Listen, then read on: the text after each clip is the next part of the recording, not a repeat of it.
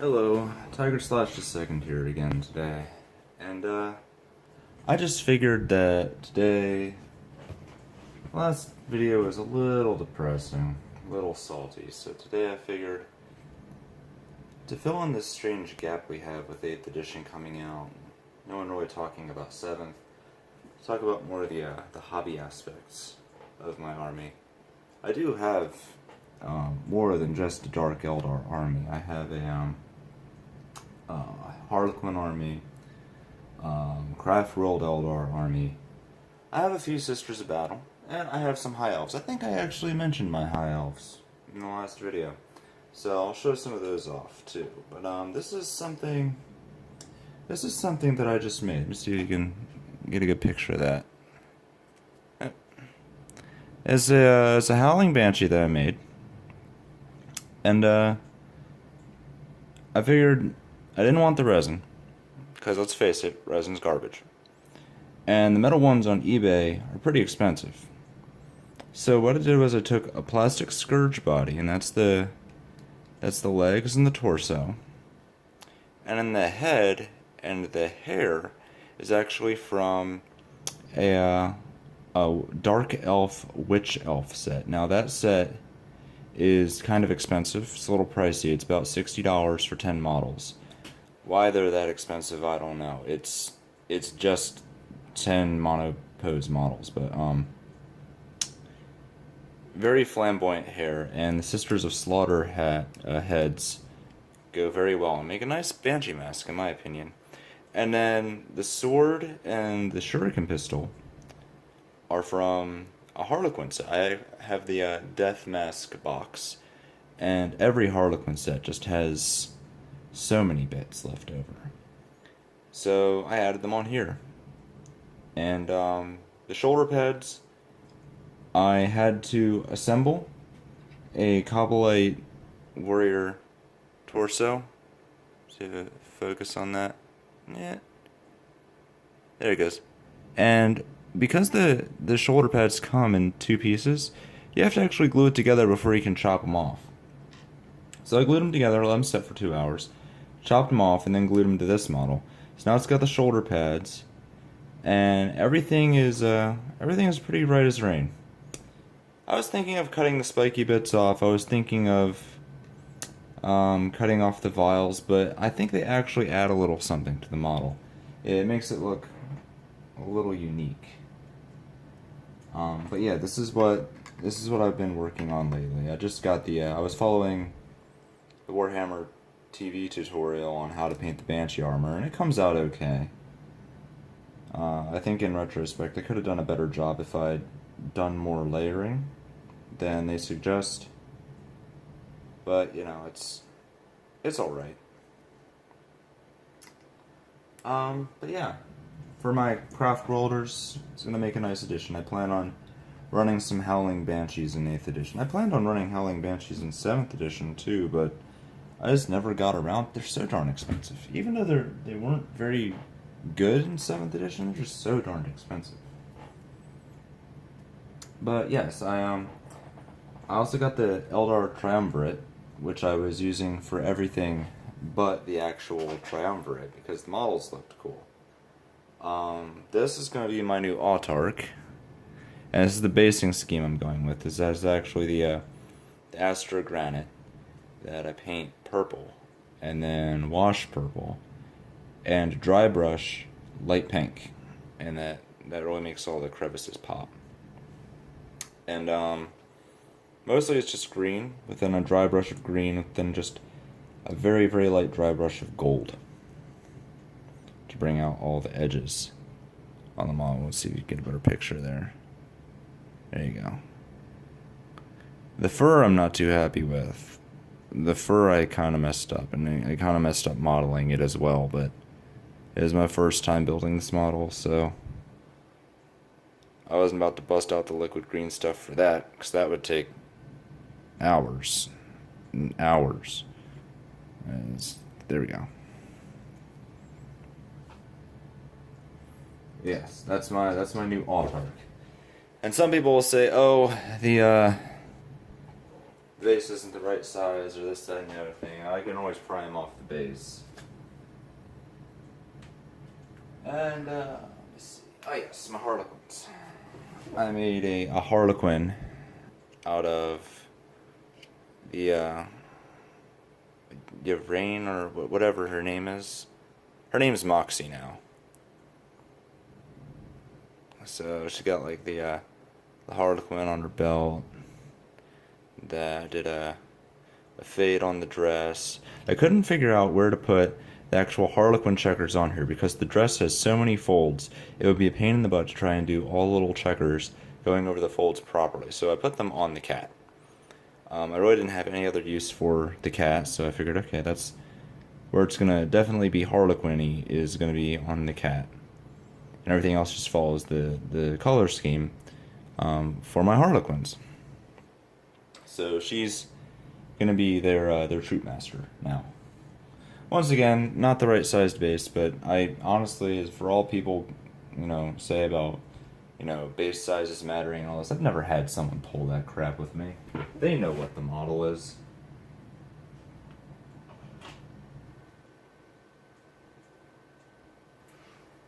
Oh yeah, and for my high elves, I recently purchased a Phoenix.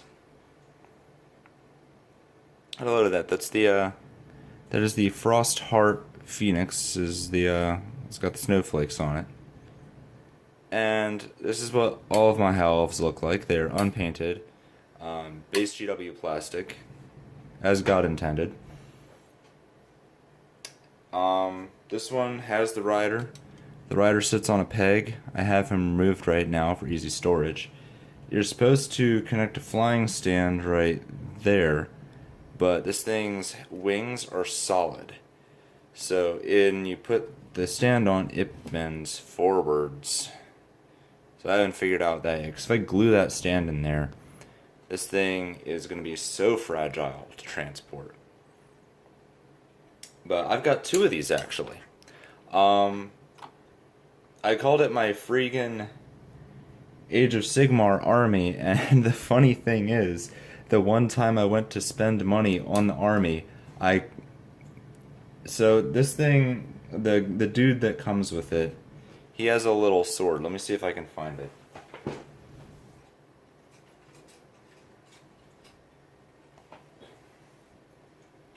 Alright, so he's got a little sword, but the sword actually came broken, if you can see. Right there. I went to cut it out of the sprue, and it snapped in half, and it turns out that the inside was hollow. And there was a little, spindly piece of plastic that went up the center, so I was able to fix it, but I'm like, well, that's not cool. That shouldn't happen. And it actually happened at the Warhammer store. And the person running the shop was like, well, just call GW and see what they have to say. And I was like, okay. Alright, I'll do that. If you're telling me to do it, I'll do it. So I called customer support. They asked, what the problem was. They asked for the batch number. And they sent me a whole brand new Phoenix for free. I was like, don't you guys want, there he goes, sitting on this little peg. He's in there. I was like, don't you guys want pictures or some sort of proof or anything? I was like, no. Just send us the, give us the batch number, and we're good to go. So they sent me a whole other Phoenix that I'm in the process of assembling right now. For free. New and shrink wrap and everything, so I could sell that thing for full price and break even with my Age of Sigmar army once again. Now, I would do that, but I mean, 2 Phoenixes is really nice. In Age of Sigmar, these guys have a buff that anything close to them, when your opponent rolls to wound that unit, they get -1 to all to wound rolls. So that buff stacks, apparently, from what I'm told. So having 2 Phoenixes means they get -2 to wound, which is not insubstantial.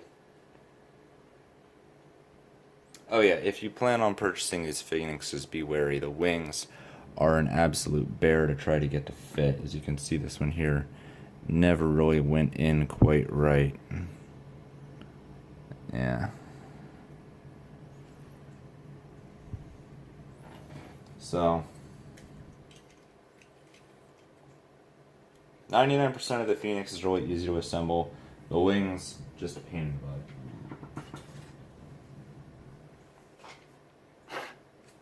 So yeah. What else did I want to talk about today? Let me see. Get some painting done on this girl and ramble about some, where are my red? Let's glaze. Here we go. Ramble about some 40k. Okay. Well, as of the time of this recording, literally all of the rules have been leaked. There are no mysteries left in the realm of 40k as to where all the armies are going to be, what the rules are of the game, what things are going to cost points-wise, how points are going to work.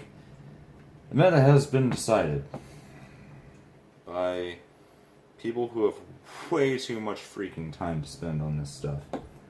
And I consider myself a nerd. It has been decided that Tyranids, Orcs, Necrons, and Eldari, although really it's Dark Eldar, are going to be top tier. Shit tier is going to be Tau. Space Marines, as usual, pulling up the top end of the middle of the pack. Eldar look like they're going to be somewhere towards the middle to bottom end, just because their units were by and large nerfed, but at the same time, they have stood on many of them that they have enough combinations they can make it work. Genestealer cults looking good. Imperial Guard, difficult to say. I've heard some reports that Blob Guard is good, some reports that Armor Guard is good, some reports that they're all just terrible. So I think that one's just going to have to sort of work itself out. I think, as my predictions went, I was pretty on the money as far as, where people would line up. I honestly, the one thing I will admit I was wrong about, I thought Necrons were going to be worse than they are. Considering how much Games Workshop was ignoring them during this entire build-up process, going all the way back to the beginning of the year, with their teasing about the fall of Cadia and all that. Necrons didn't have any new releases. They weren't really given any new rules in any of the books, no new models, nothing. They were pretty much ignored. I thought that they were going to be just sort of there, not really a substantial part of the new meta. And it turns out that their special rules make them darn near impossible to kill. Can't really say if that's good or bad. I mean, it sort of just is what it is. You have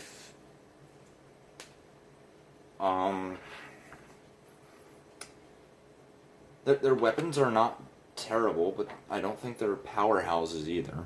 I wouldn't say they're, going to be a wrecking crew. They're just going to require list tailoring to beat, unfortunately. The meta hasn't even been officially released yet, and we already have the army that everyone is going to be list tailoring to be. Just like before it was Riptide Wing and Death Stars and Seer Councils, now it's going to be Necrons and, I don't know, I guess Hellions? Hellions are apparently really, really good. I'm thinking I want to do these vials like an orange. Differentiate it from the Eldar, the Dark Eldar I have, or the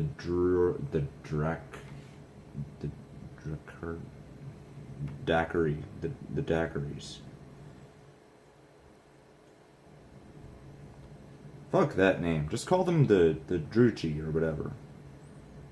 Druchi is a perfectly good name. It's been used in the books over and over again. Maybe that one was copyrighted too. I don't know. Craft rollers are like Assyriani or so. I don't know. Brand familiarity is a concept that is foreign to Games Workshop, I swear. What do you play? Assyriani, Gesundheit.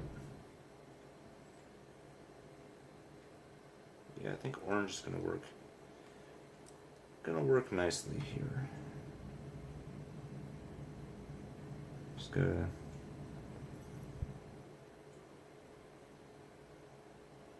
paint up all these files.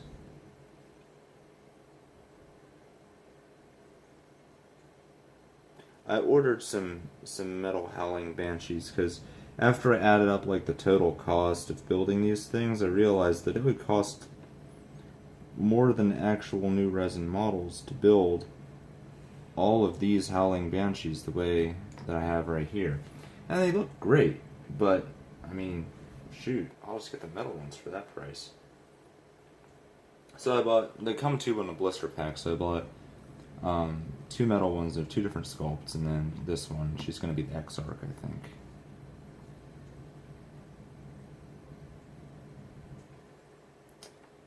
Yes, apparently the Necrons are quite strong, so Necron players, after having been ignored all that time, should be pretty happy. Otherwise, though, I expected witch cults to come back, which they did. It's good news. Very, very different meta, not just from the perspective of Dark Eldar being good now, but more so from the perspective of just how the game is going to be played. I predicted it would be Age of Sigmar, and as far as I can tell, and as far as anyone can tell, that's pretty much exactly what it is. For good or ill, depending how much you particularly like Age of Sigmar. Let me see. I have some Aster Granite, but I think I want to do a few highlights first. That's not my Pallid Witch Flesh. That's my Pallid Witch Flesh. Let's see if I have some thinner.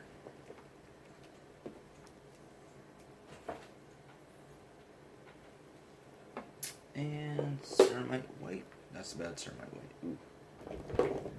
That's White Scar. Ceramite White.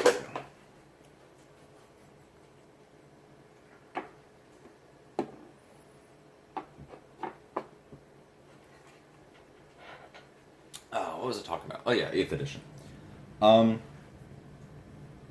I like the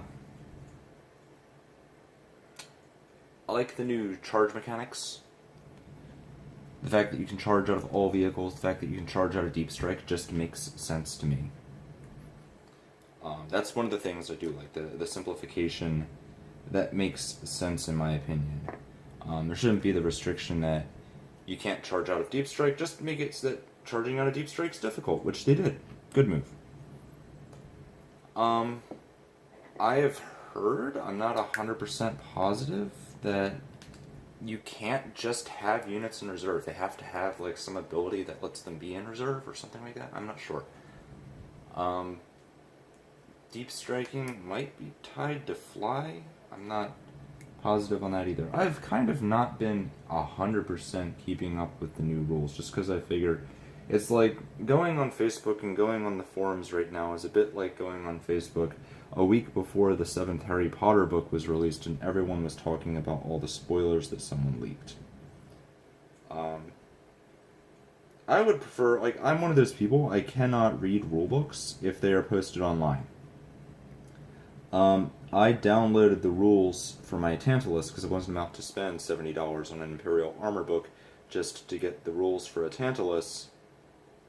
So I downloaded that shit, and let me tell you, just reading that one bit of literature off of a phone screen in the middle of a game was torture.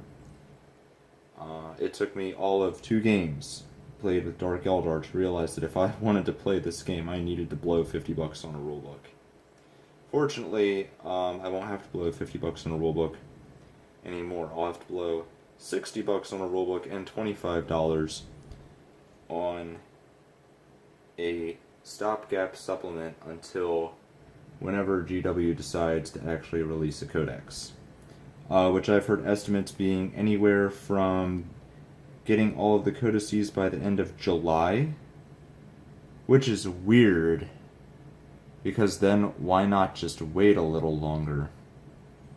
Or by the end of 6 months, which would make a little bit more sense. Honestly, my estimate, we'll probably see them all released by the end of July 2020. Age of Sigmar has been out for over 2 years now, and it has about half of the codexes, or whatever the hell it call them, battle tomes or whatever, that it needs. It has about half of them. The other half that they released aren't for pre-existing factions, they're for factions that are brand new. Like the Caradon Overlords, or, the Fire Gnomes, or the Fire Dwarves, or whatever they are, the ones no one plays.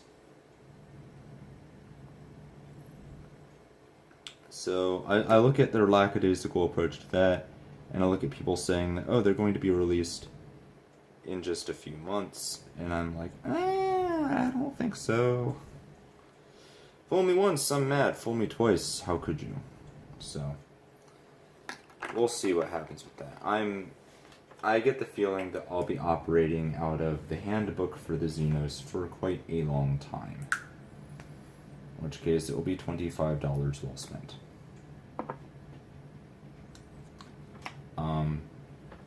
The Imperial one is probably going to come out very soon. The Space Marine one. Just because, let's be honest, Space Marine players tend to be pretty gullible.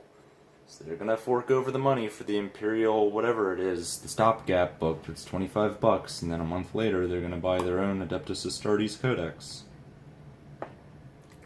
GW gets the old double whammy there. They'll still get $50 out of them. I guarantee you that. The new Codex will probably be $25, and then we'll have spent $25 on the pre-existing little reference thing. Looking at the books, I've seen the books posted online. They don't look thin. And apparently they are supposed to be just a compendium of rules. Like, I haven't heard anyone talk about there actually being lore or stories or anything written in there. That was all in the main rule book. And that if you were going for the indexes, that was just the rules. But they look pretty darn thick to me for just a collection of war scrolls. Now granted, they're covering like 5 armies apiece, but still. I'm pretty sure they lumped some other stuff in there too to sweeten the deal. That's one thing I will say that I haven't seen leaked online. Everyone's leaked the rules, everyone's leaked the formations, the missions, all that. No one has leaked any of the other stuff. Stuff that I really care about. The lore, the story, the maps. I like the maps. The background. That kind of thing. I like that stuff. It gets me in the mood to play the game.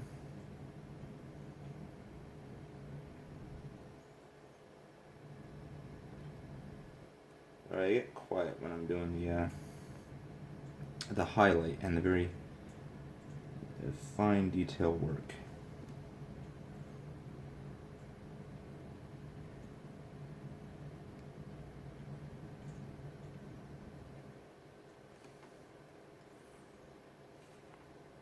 So, that's something I at least still have to look forward to.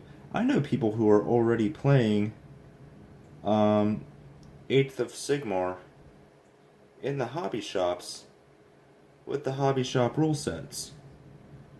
I'm just like, whoa.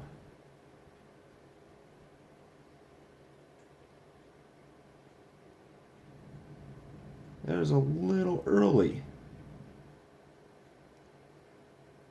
At least wait until the casket is in the ground. And this is coming from a Dark Eldar player. But people were excited. And I can totally understand that. And I'm glad they're having fun with it. I just can't see making a list using cell phone pictures that someone took very hastily and didn't bother to edit properly. That That's not fun for me. I would not have fun with that. I tried that in 7th edition. It didn't work.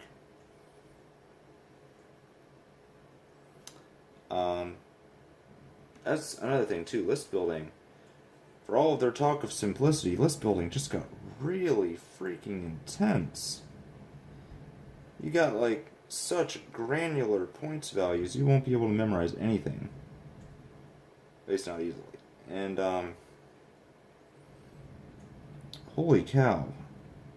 The confusion arising from things coming with stock war gear, but that war gear not being reflected in the unit's points. You have to manually add all of the war gear that your unit says that it comes with. So you need to constantly cross-reference like what the book says that your war gear is, and then look how much that is here, here, and here, and then add that with the base unit cost, and then you get your unit's cost. And then if you want to add stuff, you have to subtract the old war gear that you're replacing it with, unless you're adding the war gear. It is a wee bit confusing.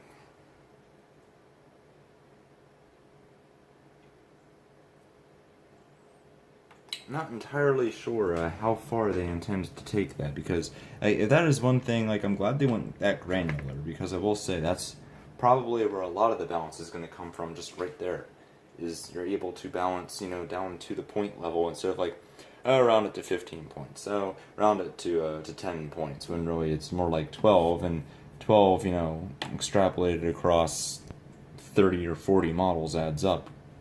That's a whole other unit that you're just leaving out of the army because they decided to round up.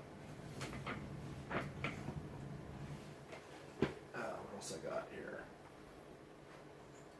Oh yeah, this guy. This one, I'm thinking I might just do a, you see that?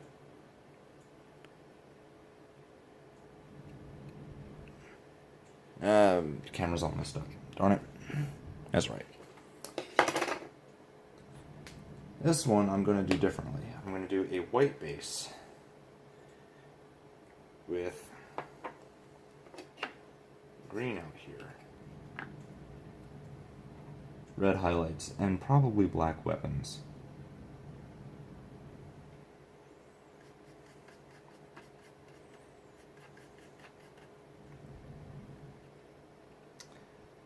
So yes, what else was I talking about? Oh yeah, 8th edition. I could go on a long thing about all the nitty-gritty details of 8th edition, but there are so many people already talking about that. There are so many people who've already got videos talking about every minute detail of the fight phase and the charge phase, and what armies are going to be the best and why, and the breakdown of all the units and the point costs and the math hammering, and I will save all that for a much later date. I still intend to do in-depth unit analyses, but I gotta have some time to ease into it, to get acclimated to the new edition and all the changes that it brings. Some changes are good, some changes are bad, some changes are just downright ugly. I guess I could talk about that. That's actually, that sounds like a good topic. That sounds like something I could touch on. Is good, bad, and ugly of 8th edition from what I've seen. Without having actually played it, but I've played Age of Sigmar, so I've played 8th edition. The good, I think I've already mentioned a lot of that. Dark Eldar got much, much better. A lot more fun to play, I've heard. Hellions are good. I kind of have to take people who say that Dark Eldar are now more fun to play with a grain of salt, because I'm under the impression that they didn't think they were fun before because they were bad, but I always got them to do some work, so I actually had a very good time playing my Dark Eldar in 7th edition. Just not so much in tournaments. But they could definitely do some work on the casual tabletop.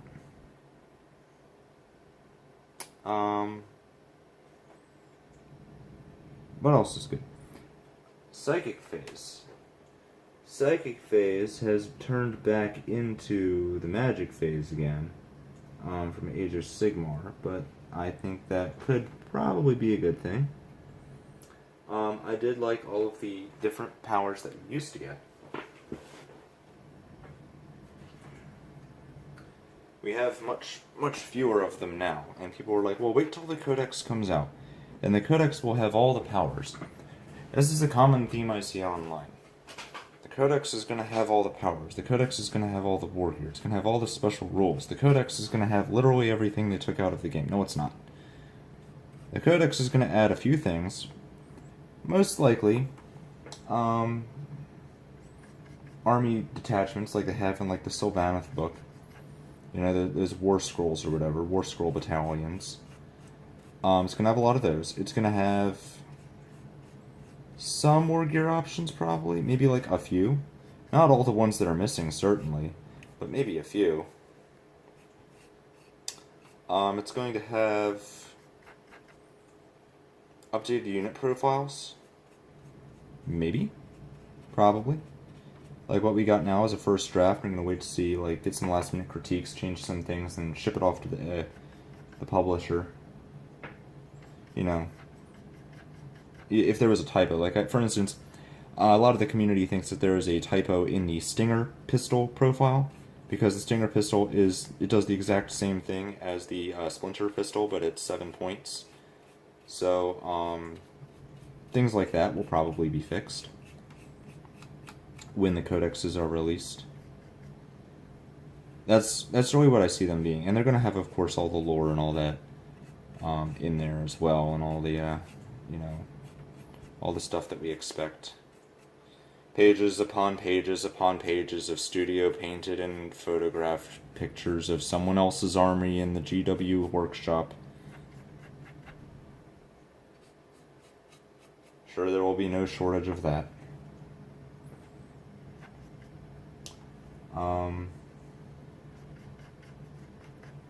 Yes, I said I like the point granularity, that's good. PowerPoints, I think, are kind of... On the one hand, I see why they needed them, because the point system they have now is so much more complicated to figure out. They needed something that people who wanted balance could just sort of jump right into.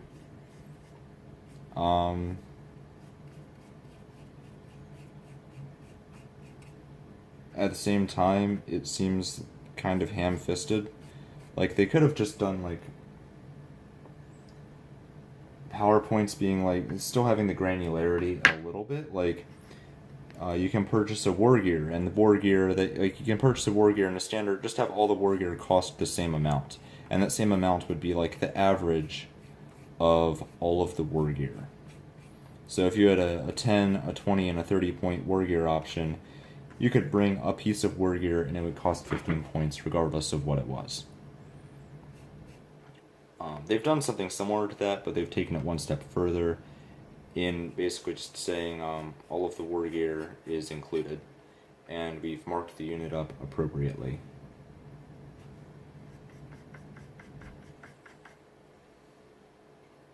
So there's really no disadvantage just stacking all the war gear.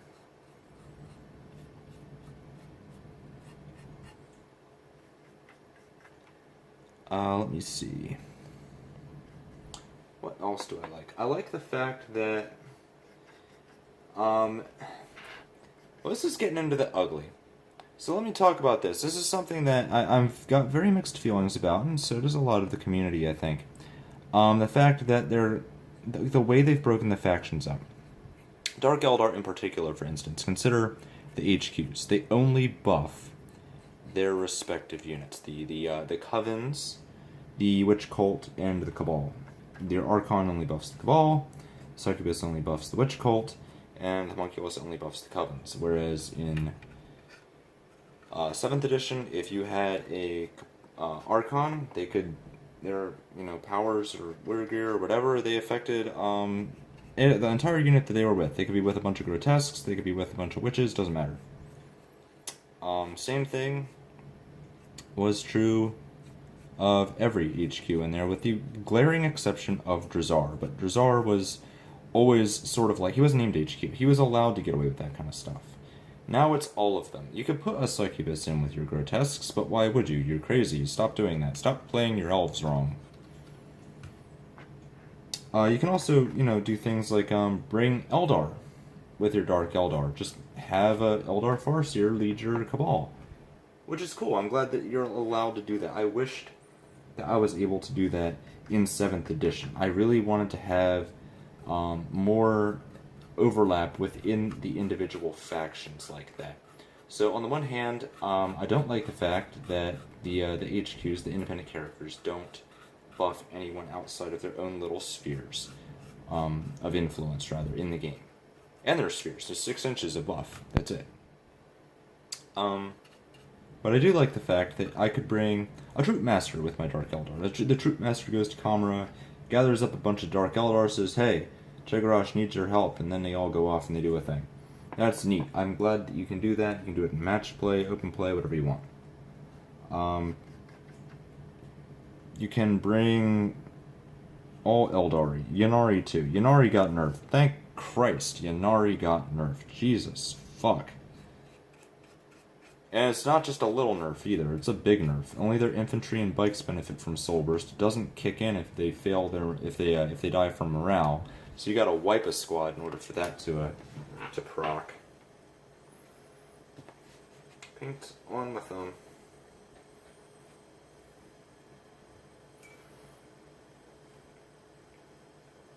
They also buffed Power from Pain. That's very good. That's great. Another one for the good pile. All the Power from Pain buffs. Fabulous. Nerfed Feeling of Pain a little bit, but what we got instead was +1 to hit in close combat army-wide. That's freaking insane, in my opinion. Stacked with the Succubus, this means your witch cult units have a 2-up rerollable to hit in close combat. Just flat. But yeah.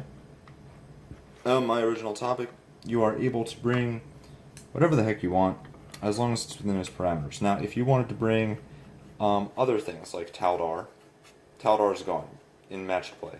Which, let's be fair, what's allowed in match play is the only thing that matters. The other 2 modes, outside of very specific circumstances, might as well not exist for purposes of meta.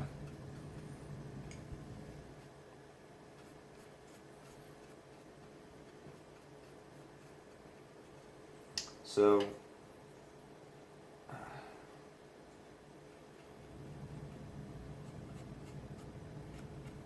I think I'm going to let this dry,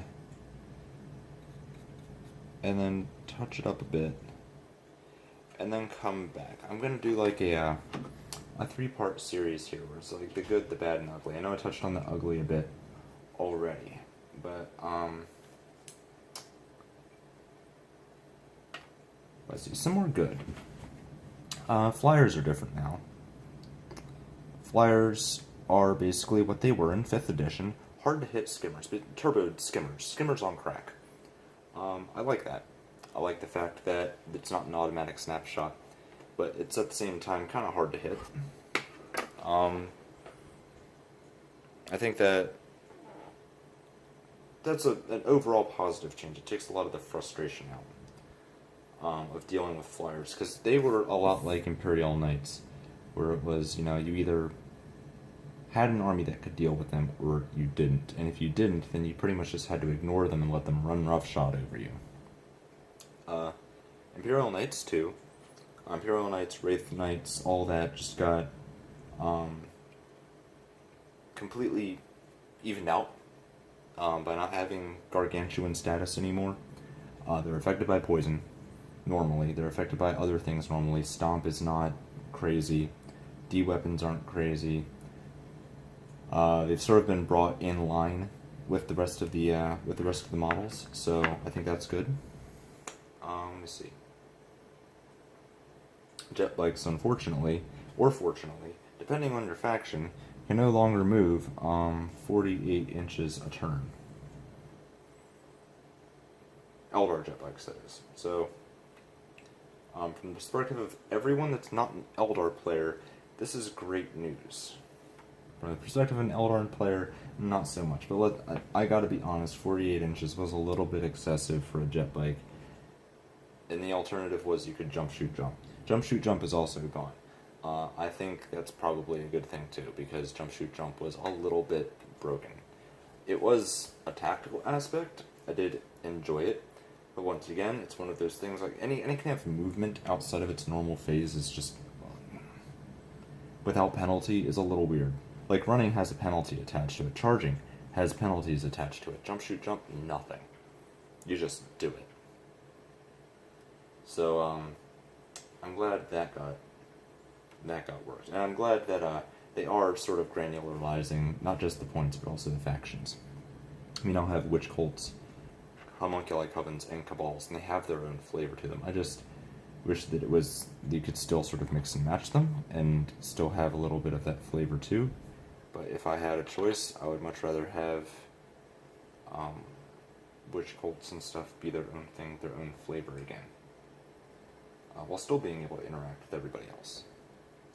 So I'm going to let this stuff dry for a good long while, and I think I'll make another video on the ugly next. Because the bad one I think is going to be quite short. A lot of this is just gray area. Alright, so until next time, Tiger Slash is second out.